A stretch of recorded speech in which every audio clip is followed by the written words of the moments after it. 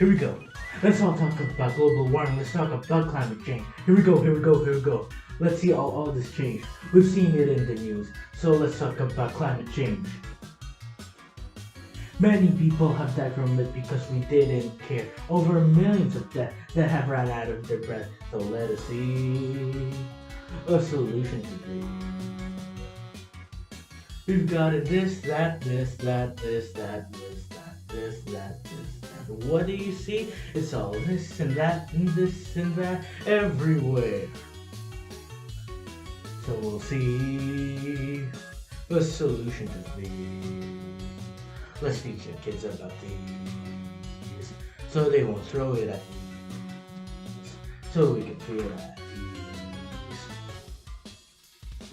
I'll teach you all about the rule of recycling and how it could save the fish into turning into these dead fishes.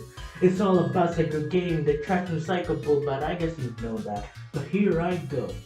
Put the foods and the capable and biodegradable. Put the nuts into the bin and separate from degradables. And here it is, a recycling bin. You throw the plastics and the cloths or some used materials to purpose again. And there you already saved this world. Now we'll teach about this harmony.